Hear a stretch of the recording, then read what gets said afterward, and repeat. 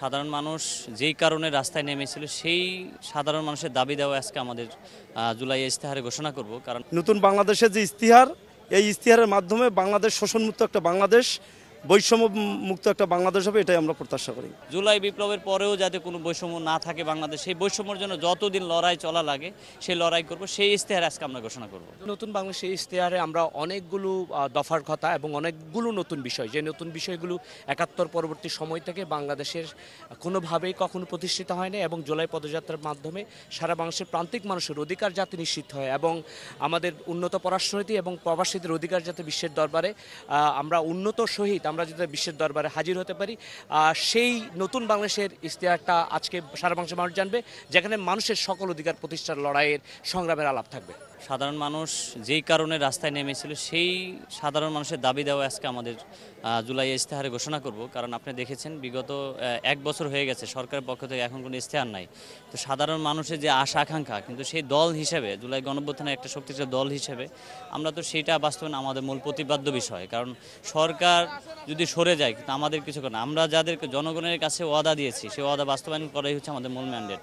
কারণ আপনি দেখছেন আমাদের নাহিদ ইসলাম ক্ষমতা থেকে চলে আসছে, যখন দেখছে যে উনি সরকারি থেকে অনেক ফাংশন, অনেক লেজিটিমেসি টানতে হয়, কিন্তু জনগণকে যে আশ্বাস দিয়েছে প্রয়োজন সে রাস্তায় থাকবে, মাঠে থাকবে, তার ক্ষমতার দরকার নেই, সেই ইশতেহার যেটা জনগণের অধিকার আদায় নিশ্চিত করবে।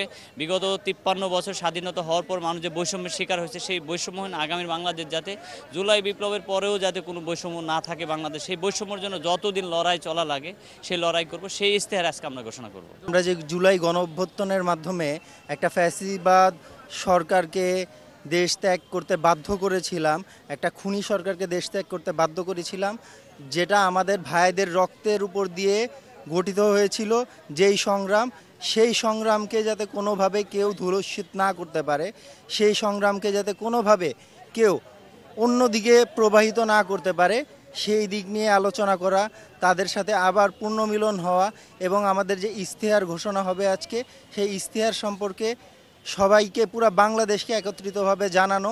আমরা আজকে আসছি নতুন বাংলাদেশের যে ইশতেহার ঘোষণা।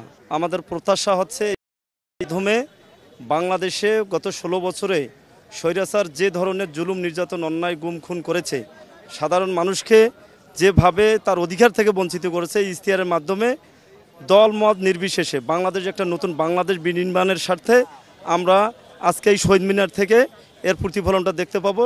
আমাদের সকলের প্রত্যাশা একটাই, যারা গত ১৬ বছরের জুলুম, নির্যাতন, অত্যাচার করেছে, গুম করেছে, তাদের বিচারের পাশাপাশি নতুন বাংলাদেশের যে ইশতেহার, এই ইশতেহারের মাধ্যমে বাংলাদেশ শোষণমুক্ত একটা বাংলাদেশ, বৈষম্য মুক্ত একটা বাংলাদেশ হবে, এটাই আমরা প্রত্যাশা করি। নতুন বাংলাদেশ বিনির্মাণ করতে আমাদের যে এনসিপির যে চাওয়া পাওয়া, সেটা হচ্ছে এখানে কোনো পাওয়ার প্র্যাকটিস থাকবে না, এখানে গণতন্ত্রের হচ্ছে চর্চা থাকবে। এইখানে কেউ বহিরাগত কোনো শক্তি আমাদেরকে প্রভাব খাটিয়ে আমাদেরকে কোনো ধরনের আমাদেরকে মোটিভেট করতে পারবে না।